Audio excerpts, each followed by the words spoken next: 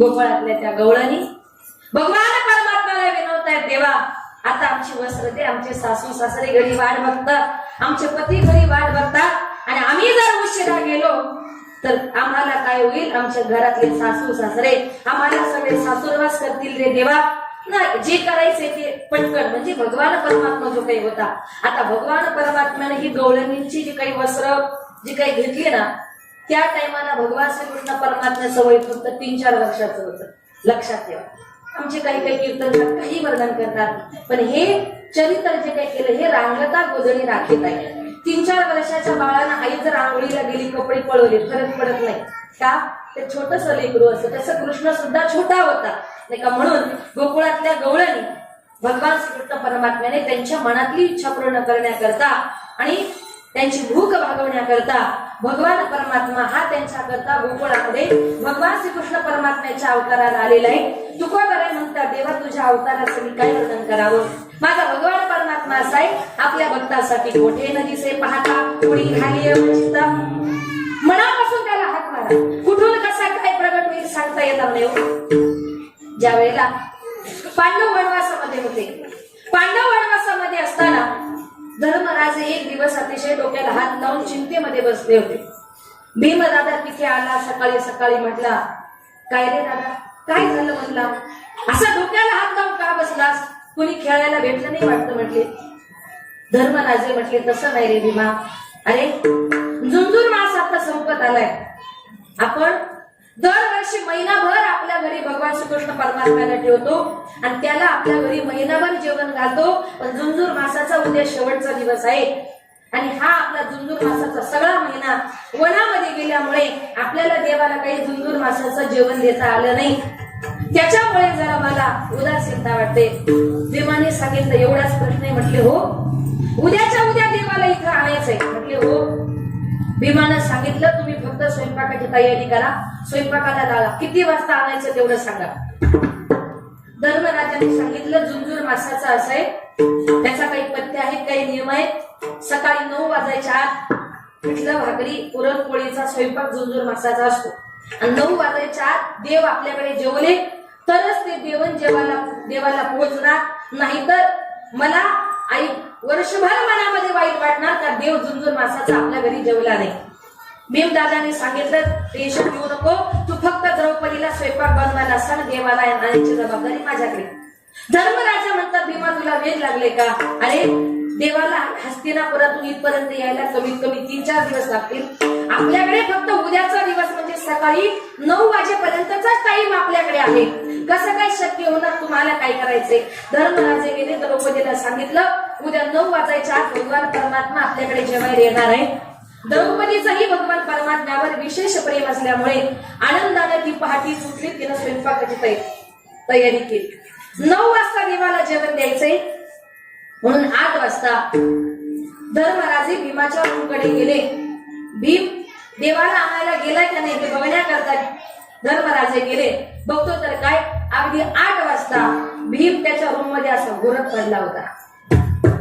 धर्मराजाने विचार केला, अरे एकच तास बाकी राहिलाय, स्वयंपाक तर झालाय, हा मग तुम्ही देवाला आणणार आहे, तिकडे स्वयंपाक तयार आहे, आता कोण ते खाणार? देव येणार तरी कसा? भीम्या अरे उठ, अजून काय झोपलास? फक्त एकच तास बाकी राहिलाय. देव दादा काळजी करू नका, देवाला आणायचंय ना, अजिबात टेन्शन घ्यायचं नाही. लगेच भीमदादा उठला, स्नान संध्या केली, देवपूजा केली. पटकन 8:30 पावणे 9 वाजले होते, 15 मिनिटं बाकी राहिले होते. भीमदादाने काय केलं, आपली गदा खूप मोठी होती, ती गदा हातामध्ये घेतली, मोकळे असं मैदानामध्ये गेला आणि त्या गदेला सांगितलं, गदा माते तुला शपथ आहे, ती गदा गर गर गर वरती फिरवल्यानंतर ती कंप्लेट माझ्या डोक्यामध्ये येऊन पडायचं तू आणि माझा चेंदा मेंदा करायचा, ही माझी तुला शपथ आहे. पावणे 9 वाजले होते, 9ला फक्त 5च मिनिटं बाकी राहिले होते. 5 मिनिटं बाकी राहिले होते. भीमदादाने आपला गदा घेतली, गर गर गर गर फिरवली, आकाशामध्ये फेकली, सांगितलं बघ गदे आता माझ्या डोक्यामध्ये पडायचंय. गदा भीमाच्या डोक्यामध्ये पडणार. तेवढ्यात भगवान श्रीकृष्ण परमात्मा धावत आले, गदा वरच्यावर झेलली. भीमानं वरती बघितलं, गदा गायब. बाजूला बघतो तर जवळ भगवान श्रीकृष्ण परमात्मा उभे. भगवंत म्हणतात, भीमा अरे वेळ लागले का तुला? आणि आता गेला असता तर मला माहिती देवा तुम्हाला जाऊ देणार नाही. कशा करता बोलवलं? बाकीचं सगळं ठेव, 2च मिनिटं बाकी राहिले, पहिलं झुंजूर मासाचं जेवायला बस. किती 3-4 दिवस यायला लागणार होते, पण आपल्या भक्ता करता माझा देव कोठे नदीचे पाहता उडी घाली आवडचिता, उडी घाली आवडचिता, उडी घाली आवडचिता, कोठे नदीचे पाहता उडी घाली आवडचिता, उडी घाली आवडचिता,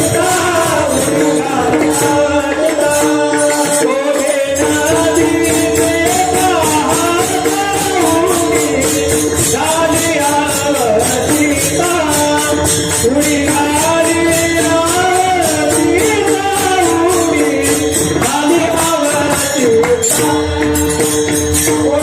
कोठे नदीचे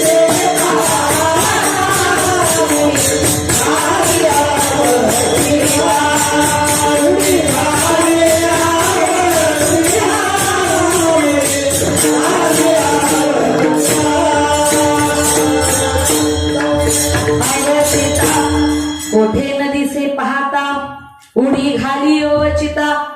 तो या जगामध्ये कुठं दिसत नाही, पण भक्तांना हाक मारल्यानंतर तो कुठून कसा आणि कधी प्रगट होतो हे संत महात्मे म्हणतात, आम्हाला सुद्धा कळत नाही. म्हणून तुकोबराय म्हणतात, माझी वाणी तुझे वर्णी गुण नाम, ऐसे देई प्रेम काही कळा. भगवान परमात्मा या जगामध्ये अवताराला येतो, त्याला एकच कारण धर्माची संस्थापना करण्याकरता अभंगाची शेवटची तुका म्हणे आहे, तुका म्हणे आहे,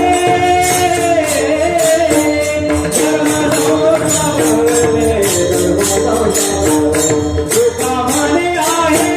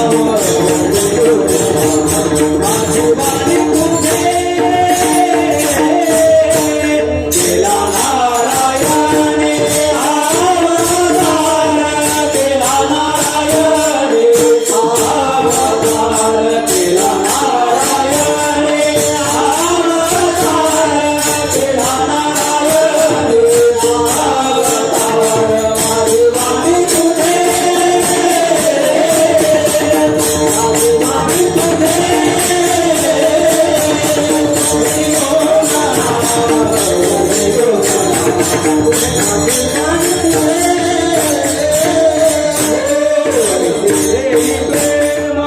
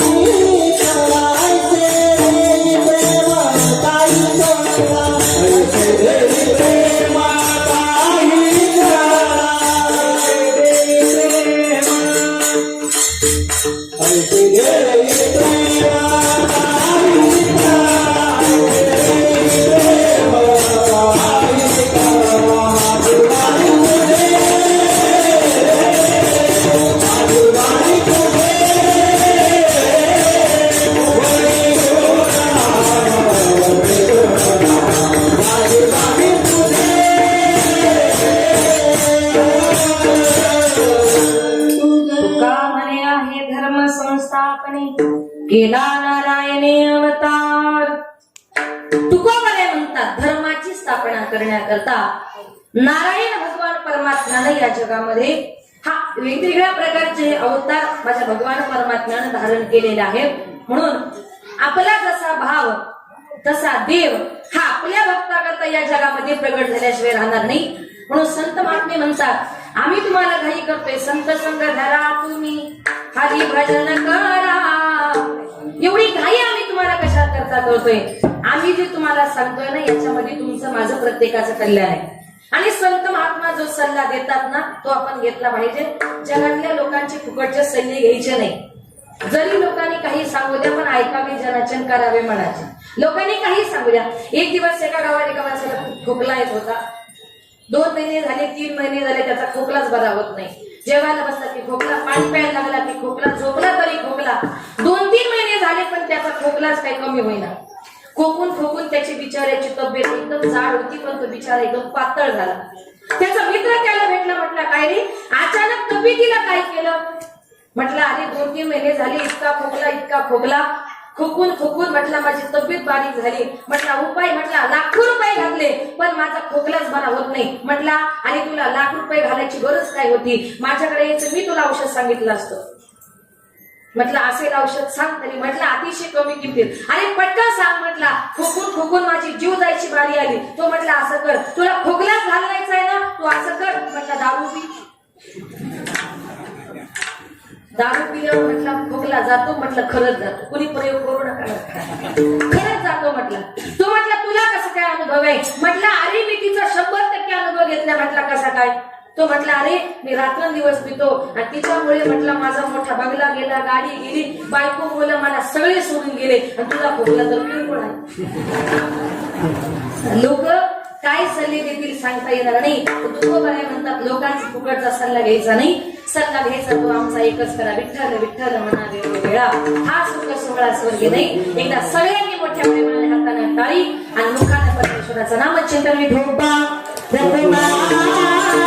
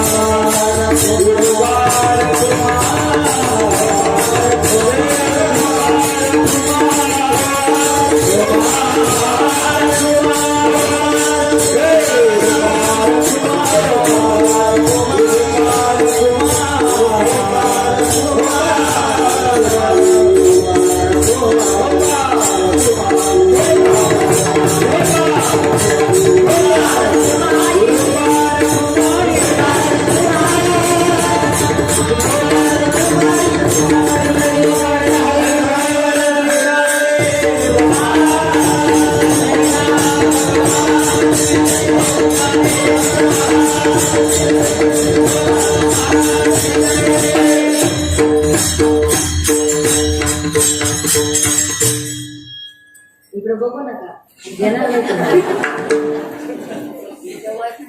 जसे चरित्र केले नारायणे रांगता गोधणे राखीत आहे माझी वाणी तुझे वर्णी गुण नाम ऐसे दे प्रेम काही कळा तुका म्हणे आहे धर्म संस्थापने केला नारायण अवतार विठ्ठल विठ्ठल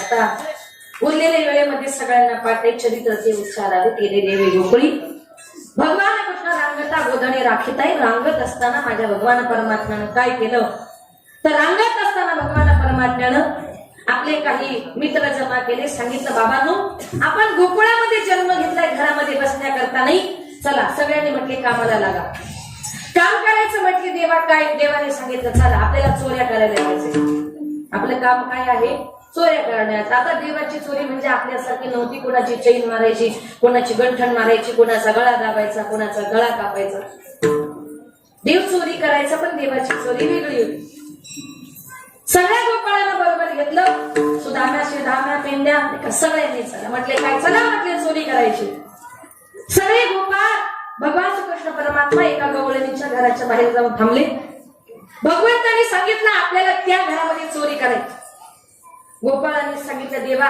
त्या गवळणीच्या वाड्याला तर मोठं कुलूप लावले मध्ये कसं काय द्यायचं चोरी करायला भगवंतांनी सांगितलं तुम्ही काहीच करायचं नाही तुम्ही फक्त डोळे झाका झाकले का डोळे हो देवा 1 2 3 म्हटलं की सगळे गोपाळ आतमध्ये उघडा डोळे उघडले बघतो तर काय सगळे गोपाळ घरामध्ये गोपाळ म्हणतात देवा बोलू नका गोपाळ म्हणतात देवा मध्ये कसं काय आलो रे भुयारा मार्गे आलो तुम्हाला काय करायचंय तुम्हाला काय दही दोन्ही खायचंय खाऊन घ्या दही दोन्ही खाऊन झालं दह्या दुधाची नासाडी केली गाडगे मुके सगळे फोडले आता बाहेर जायचंय झालं खाऊन म्हटले हो देव म्हटले खा अजून खा त्यांनी सांगितलं नाही नाही देवा आता अजून जर खाल्लं ना तर आतून आता टपाल आलाय आता पोटामध्ये जागा रिकामी नाही आणि अजून जर जास्त दिले तर बाहेर येण्याची शक्यता आहे कळावे आपल्या ढेकर देवा आतमध्ये आता जाऊ शकत नाही आता बाहेर यायची पाळी आली आता देवा आपल्याला परत जायचं परत म्हणे हो देवानी सांगितलं मग झाका डोळे झाकले म्हटले हो देवा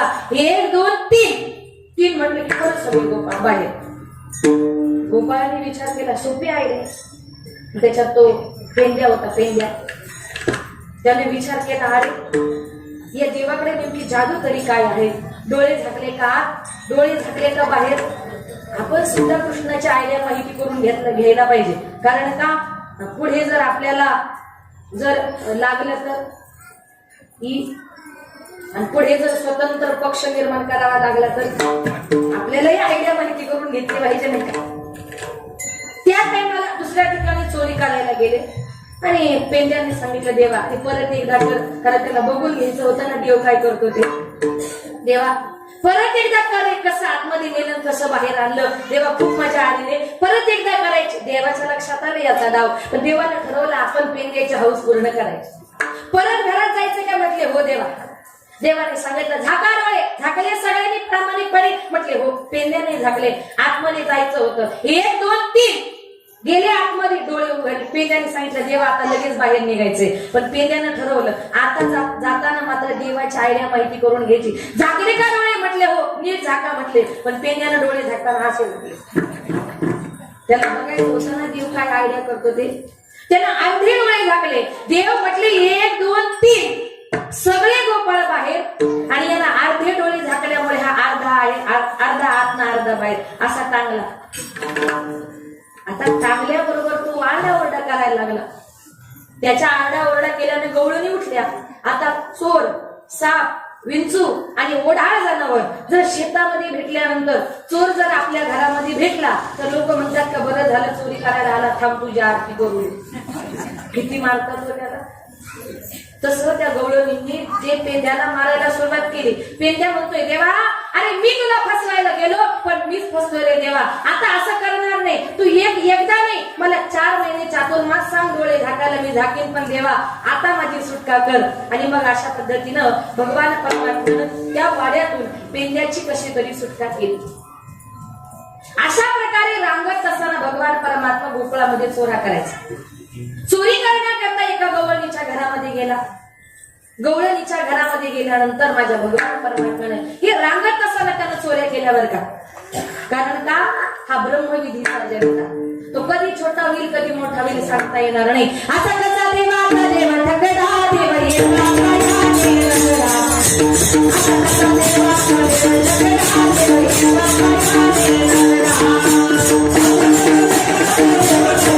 देव येता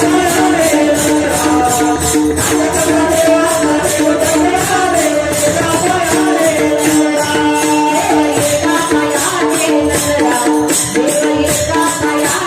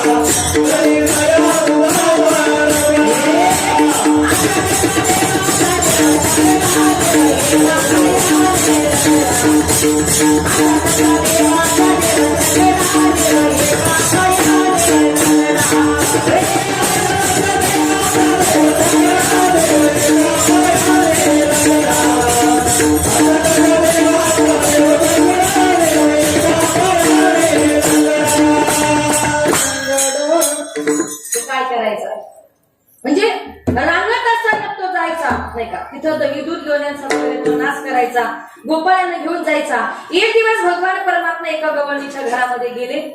ती गवळण सकाळी सकाळी उठलं, तिनं झाडू मारायला सुरुवात केली आणि त्या घरातली जी सुनबाई होती भगवान श्रीकृष्ण परमात्म्यानं लोणी खाल्लं आणि उरलेलं त्या सुनेच्या मुखाला पुसलं.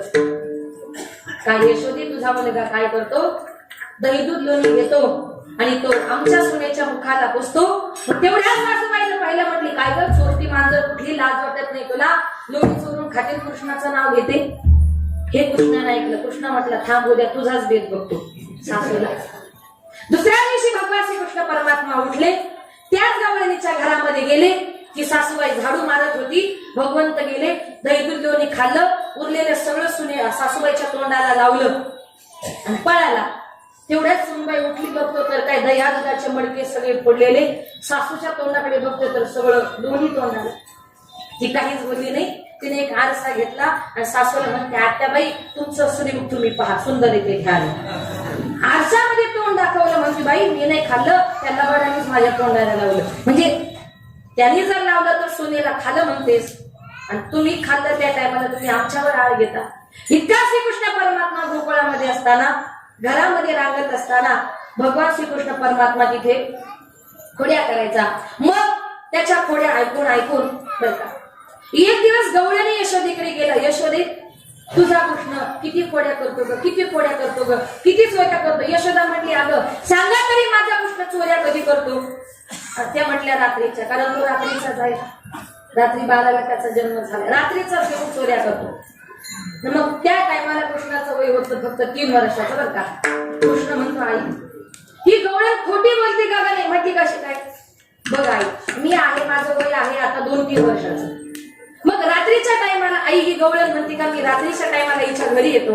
आई रात्री मी झोपायला कुठं असतो, तुझ्या खोलीत, तुझ्या जवळ माझ्या कुशीतच झोपतो, कारण 2-3 वर्षाचं बाळ आईच्या कुशीमध्ये झोपतं गेलं. आणि आई तुला माहिती आहे ना, मला बाबुलबुवाची किती भीती वाटते, कारण आई तू लहानपणी मला सांगायची, रडू नको कृष्णा, दारी बाबुल बुवाला, बाबुल बुवाला, दारी बाबुल बुवाला. आई आणि तुला माहिती ना मला बाबुल बुवाची किती भीती वाटते. रात्रीच्या टायमाला मला बाहेर जरी जायचं असलं, आई मी तुला म्हणतो का नाही, आई मला बाहेर जायचंय, मला घेऊन चल. मग आई जर रात्रीच्या टायमाला, यशोदा म्हणते, अगं माझा कृष्ण रात्रीच्या टायमाला एकटा बाहेर जात नाही, तुम्ही सांगा चोऱ्या करता, अगं लाज वाटत नाही तुम्हाला.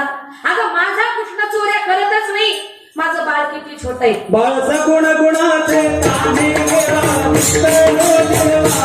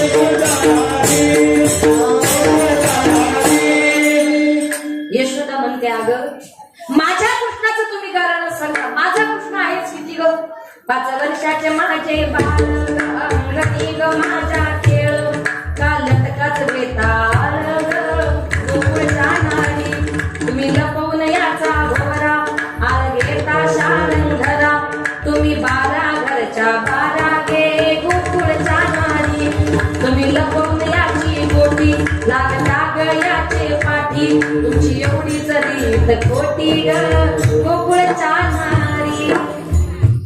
कृष्ण म्हणतो, आई मी कधीच कोणाच्या नादी लागत नाही. मी गोट्या खेळायला गेलो, या गवळ्यांनी माझी गोटी इकडून तिकडं तिकडून इकडं फेकतात, मग मी काय करणार. तुम्ही लपवून याची गोटी. मी भोवरा खेळायला गेलो, या मध्ये मध्ये येतात, ही तिच्याकडे ती तिच्याकडे, तुम्ही लपवून याचा भोवरा आला घेता शारंगधरा. तुम्ही 12 घरच्या, तुम्ही काही कमी आहे का, तुम्ही कमी आहे. मग त्या गोकुळातल्या गवळणी म्हटलं, ही याची आई, न्याय देणारी त्याची आई, गुन्हे करणारा त्यांचा मुलगा, आणि न्याय देणारी आई असल्यानंतर मुलगा मग युद्ध सुटणार. म्हटली ही काही आपलं ऐकायचं नाही, आता आपण चला बाई. का तर यशोदा माता आता आपलं ऐकणारच नाही. मग त्या टायमाला गोकुळातल्या गवळणी म्हणतात यशोदे ठीक आहे, जोपर्यंत मुलगा बाहेर चोऱ्या करतो तोपर्यंत आई बापाला बरं वाटतं. एखाद्या मुलानं जी कीर्तनातून चप्पल मारली, आई म्हणते बरं झालं नवीनच घेऊन आला, तेवढं तरी बरं केलं. एखाद्या मुलानं कुणाचे पैसे चोरले, आई बाप म्हणतात बरं झालं कमीत कमी किराणा तरी येईल. पण ज्या टायमाला पोरगं घरात चोऱ्या करायला लागतं ना, त्या टायमाला आई बापाला वाईट वाटतं. लोक म्हणतात आमचा मुलगा बिघडला, तो डायरेक्ट बिघडत नाही, तो स्टेप बाय स्टेप बिघडत जातो. डायरेक्ट तो बिघडतच नाही.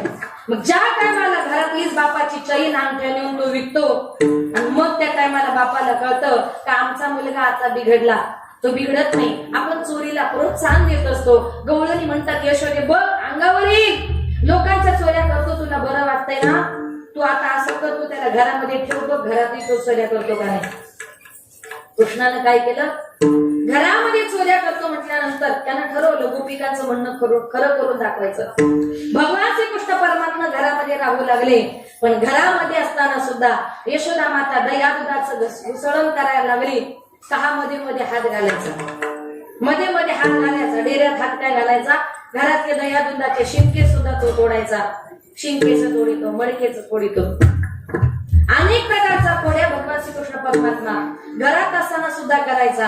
आणि मग त्या टायमाला त्या कृष्णाच्या खोड्या बघून बघून बघून बघून त्याला आवरून आवरून इकडे पळ तिकडे पळ, नाही का.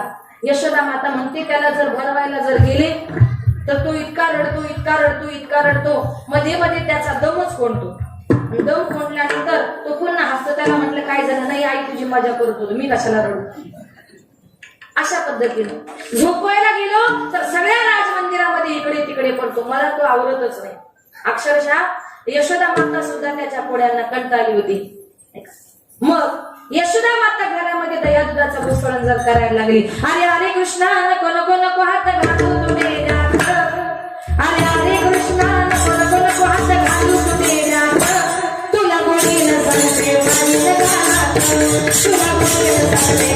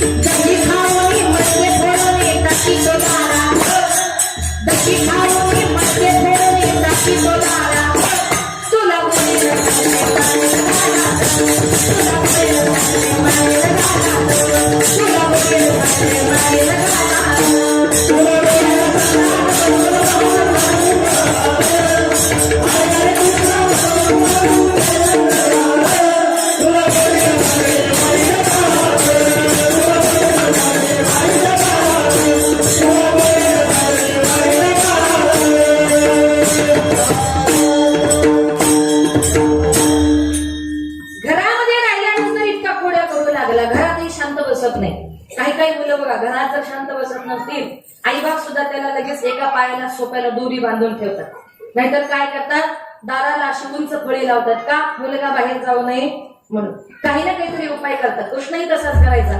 यशोदा माता त्याला उकळाला बांधायची काय, पण तरी सुद्धा तो भर भर भर भर उखळ ओढून आणि दारात, तरी सुद्धा तो उखळ ओढत ओढत दारामध्ये आणायचा, कुठेही जाऊन तो खोड्या करायचा. अगदी भगवान श्रीकृष्ण परमात्म्याच्या बरोबर जे गोपाळ होते ते कसे होते? लहान लहान लहान मुले घेऊन, लहान लहान लहान मुले घेऊन, खोया घरी खोया घरी खोया घरी, खोया घरी खोया घरी खोया घरी, खोया घरी मनमोहन, मनमोहन मोहन मोहन, खोया घरी मनमोहन.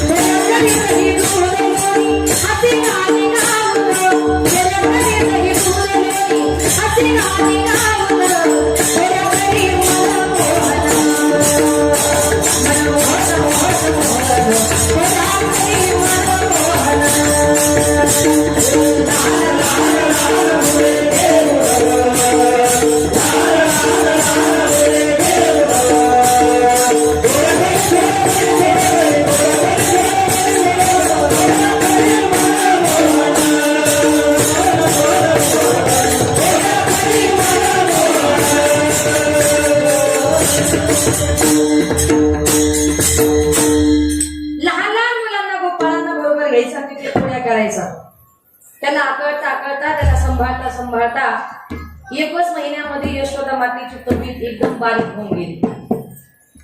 आजूबाजूच्या बायका लगेच गेल्या, म्हटल्या काय ग, 1 महिन्यामध्ये तुला त्या कृष्णाला सांभाळता तुझा मुलगा ऐकत नाही, इतका खोड्या करतो. बायांचं कसं असतं, आजूबाजूच्या 9-10 म्हाताऱ्या गोपिका आल्या, म्हटल्या त्याला काही बाहेरचं आहे का ग, कुणी काही केलंय का ग, कुणी काही करणी केली असेल, कोणाचं तरी नाव करी असेल म्हणून इतका खोड्या करतोय, काहीतरी कर का जेणेकरून त्याच्या खोड्या कमी होते. काय करू म्हटली. एक म्हातारी गवळण पुढे आली आणि ती म्हटली, बाई माझा असाच बाई नातू इतका खोड्या करायचा, एका जागी बसत नव्हता. आणि मी बाई म्हणे गणपतीला नवस केला, गणपती नवसाला पावला आणि म्हटली, बाई माझ्या नातवाच्या खोड्याच कमी झाल्या. यशोदेने ठरवलं आपण गणपतीला नवस करायचा. लगेच उचललं, कडेवर घेतलं, गणपती बाप्पाच्या समोर गेली. गणपती बाप्पा आले. आता या मुलाच्या खोड्या ऐकून आणि त्याच्या खोड्या बघून गणपती बाप्पा माझी तब्येत बारीक झाली, काय करावं, याच्या खोड्याच कमी होत नाही. गणपती बाप्पा जर तू याच्या खोड्या कमी केल्या ना, मी तुला 1.25 खंडीचा मोदक व्हायचा. गणपती म्हटला, हे गिराईक आपल्या आउट ऑफ स्टोरेज एरिया आहे, ते मला तुमचं स्विच ऑफ करीन. पण कृष्णाने विचार केला की अरे गणपतीला देव आपण बनवले, मग आईलाही जरा गणपती बाप्पाची परिस्थिती आली पाहिजे, लोकांनी गणपती बाप्पाचं ऐकलं पाहिजे ना. म्हणून कृष्णाने काय केलं, आई बस म्हटली बसायचा, आई जेव म्हटली जेवायचा, आई झोप म्हटली झोपायचा, आई हास म्हटली हसायचा. इतकं 1 महिन्यामध्ये पोरग गुण करायला लागलं. बाई म्हटली गणपती बाप्पा नवसाला पावला. एक माता देवे खोडी नाही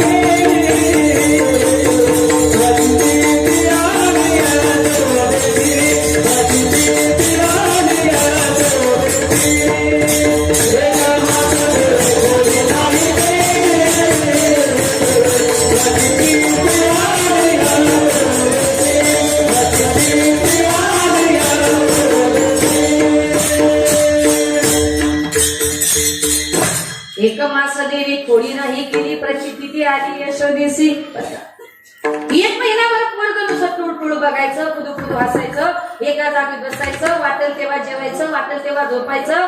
बाई म्हटली खरंच गणपती देव लई चांगला आहे, गणपती माझ्या नवसाला पावला, 1.25 खंडीचा मोदक केला, कृष्णाला हाताला धरल्या, चल कृष्णा नवस पूर्ण करायचा आहे. आणि अगरबत्ती विसरली. आई म्हणते कृष्णा जा रे जरा अगरबत्ती आण. मी नाही जात, तुझी तुझा. आई तिकडं अगरबत्ती आणायला गेली, त्याने इकडं दमबाजी करायला सुरुवात केली. मग काय गणपती बुवा कसं काय वाटतंय, माझ्या खोड्यान तू कमी करणार. म्हटलं बाबा माझं तसं काही नाही, तुझ्या आईनं माझ्यावर भाव ठेवला, म्हटली अंगारा लावायचं, म्हटलं जाऊ दे अंगारा. मग गणपती बुवा आता हा मोदक तू खाणार का मला देणार. नाही म्हटली तूच खा बाबा, तुझ्या समोर आपली काही हिंमत नाही.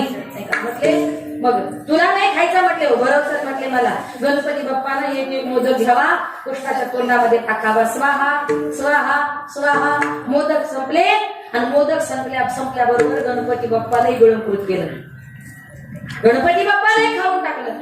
यशोदा माता आली आणि हात कोपऱ्यामध्ये असं थरथर थरथर कापत उभा राहिला. यशोदा माता म्हटली, कृष्ण काय झालं, काय सांगू आई? कुणीतरी मोठ्या पोटाचा उंदरावर बसून आला, त्यानं मोदक खाले, नैवेद्य खाला, गणपती बाप्पाला खाल्लं. नशीब आई तू आली, मी वाचलो. यशोदा माता म्हटली, किती खोटं बोलतो रे, किती खोटं बोलतो रे, बघू जरा आ कर.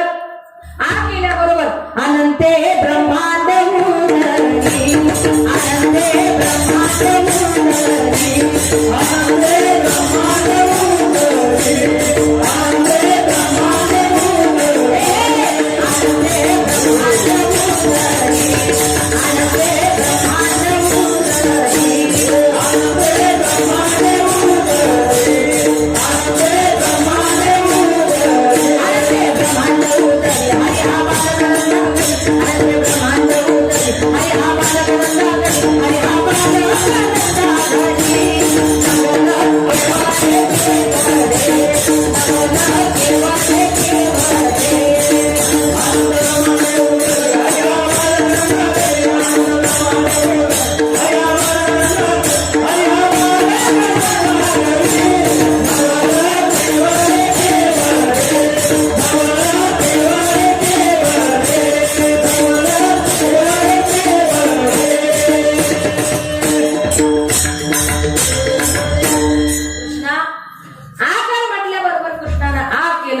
आणि आ केल्यानंतर कृष्णाच्या तोंडामध्ये अनंत ब्रह्मांडाचं दर्शन घडलं. गणपती बाप्पालाही त्याच्या पोटामध्ये साठवलेलं दिसलं आणि मग भगवान परमात्मा चतुर्भुज प्रगट झाले. यशोदा माता म्हटली, कृष्णा एवढा नको रे मोठा हो, मला तू परत बारीकच हवाय. पुन्हा छोटस बाळ झाला. अशा प्रकारच्या रांगत असतानाच्या थोड्या गाई गोपाळ गवळणी यांच्या समवेत केलेलं फक्त चरित्राचा उच्चार काल्याच्या कीर्तनामध्ये करायचा असतो. आणि मग अशा प्रकारे नंतर यशोदा मातेने सांगितलं, उद्या जाई राणा सगळे घेऊन निवडणा, रानामध्ये जा. रानामध्ये गेल्यानंतर सगळ्यांच्या शुदर एकत्र केल्या, सगळ्या शुदुऱ्यांचा काला केला. खांदी भाला कोणी उभ काय खेळा याचे सुख, सगळ्यांचा काला केला. आणि तो काला माझ्या भगवान श्रीकृष्ण परमात्म्यानं अतिशय आनंदाने या ठिकाणी श्रवण केला.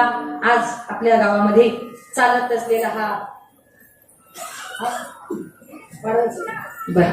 आणि भगवान श्रीकृष्ण परमात्म्यानं नाही का रानामध्ये गेल्यानंतर ज्याला खोड्या करायची सवय आहे, खोड्या करायची सवय आहे, तो रानामध्ये गेल्यानंतर काही गुपचूप बसणार आहे का? तिथं गेल्यानंतर सुद्धा प्रत्येकाला सांगितलं, जेवायला बसल्यानंतर माझे आहे पैसे पाहे, नाही तरी घरात आहे चोरून या माये नवनीता नावे. माझ्यासारखं जसं आहे तसं प्रत्येकाचं पाहिजे. नसेल तर ज्याच्या त्याच्या घरी जा आणि आपल्या घरून प्रत्येकानं दही दूध तापलोली घेऊन या. पेंड्यानं सांगितलं की कृष्णा माझी आई मला दही दूध दोन्ही देत नाही रे. मग कृष्णानं सांगितलं, पेंड्या तुला काय आमच्यामध्ये जेवता येणार नाही. जेवता येणार नाही म्हटल्यानंतर बोबड्या तू नाही रे देवा, माझ्या आईने मला काही दिलं नाही. कारण आईनं सांगितलं, बोबड्या तुला जर दही दूध देण्याची शिदोरी जर मी बरोबर दिली, तुमचा तो लबाड कृष्ण तुम्हाला खाऊन देत नाही, त्याचा तूच एकटा खातो. त्याच्यामुळे तुला काय दही दूध दोन्ही खायचंय ते घरामध्ये बसून खायचं. अजिबात रानात तुला दही दूध दोन्ही मिळणार नाही. मग कृष्णाने सांगितलं, बोबड्या आमच्यातला खाला तुला मिळणार नाही, तुला जर पाहिजे असेल तर घरी जा.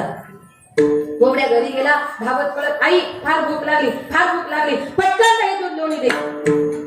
आईने सांगितलं, बोबड्या तुला जर दही दूध दोन्ही जर प्यायचं असेल तर माझ्या समोर पी, बाहेर अजिबात जायचं नाही. त्याने सांगितलं हरकत नाही. पण त्याने सांगितलं, आई मी दही दूध दोन्ही खाल्ल्यानंतर तुला चाललो असं मी म्हणणार नाही. तू मला विचारायचं सुद्धा नाही का तू कुठे चालला म्हणून. मी दही दूध दोन्ही खाणार आणि मी पळून जाणार. बोबड्याने काय केलं, पूर्वीच्या काळचे गोपाळ सुद्धा असे होते, देवाने खाल्ल्यानंतर ते अन्न पाण्याला स्पर्श करत नव्हते. बोबड्याने ठरवलं, जोपर्यंत माझा भगवंत खात नाही तोपर्यंत मी सुद्धा खाणार नाही. बोबड्याने काय केलं, ते ताक तोंडामध्ये टाकलं. आई म्हटली, बोबड्या ताक पिलं? झालं का पिऊन? म्हटलं हो. चाललं का? म्हटलं तोंडामध्ये ताक. तसंच बोबड्याचे पळ सुटला. बघता पळत सुटला. भगवंताला इशारा केला, देवा इकडे ये. काय आ करा म्हटले. आ केल्याबरोबर पेंद्या तो बोबड्या उंच दगडावर उभा राहिला. भगवंत खाली उभे राहिले. आपल्या तोंडात लत्ता त्यांनी देवाच्या तोंडामध्ये अर्ध टाकलं. अर्ध त्यानं स्वतः भाषण केलं. म्हणजे भगवान परमात्मा असा होता. त्याच्याबरोबर जे गोपाळ होते ना, त्याची तिळसही माझ्या भगवंताला येत नव्हती, कारण त्यांचं एकमेकांवर असलेलं प्रेम. माझा भगवान परमात्मा आपल्या भक्तावरचं प्रेम, माझा भक्त माझ्यावर किती प्रेम करतोय हे प्रेम माझा भगवान परमात्मा बघत असतो. दुसरं काही माझ्या देवाला आवडत नाही. म्हणून संत महात्मे म्हणतात, ज्या टायमाला देव गोकुळामध्ये जायचा आणि गोकुळातल्या गवळणी भगवान कृष्णाच्या त्या सुंदर वेणूची वाट बघायचा आणि ती वेणू वाजेल कधी, त्याचा सूर आमच्या कानावर येईल कधी, त्याकरता त्या गोकुळातल्या गवळणी रस्त्यावर उभ्या राहायच्या. आदरी धनुनी वेणू बाई ग, आदरी धनुनी वेणू बाई ग, आदरी धनुनी वेणू बाई ग, वेणू धनुनी वेणू बाई ग,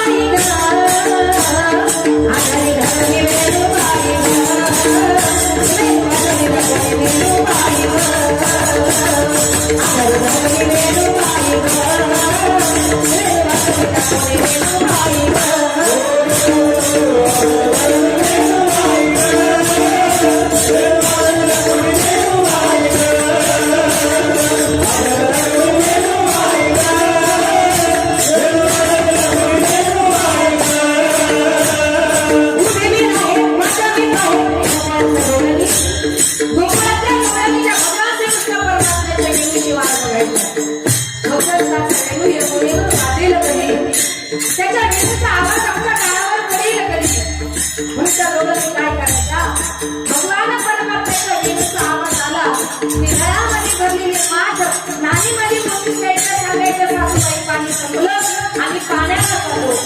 पाणी संपत नव्हतं की बोल होती की भगवान परमात्म्याच्या बाजूची उभी मी आहे, मस्त मी आहे, उभी मी आहे, मस्त मी आहे, केव्हा भेटेल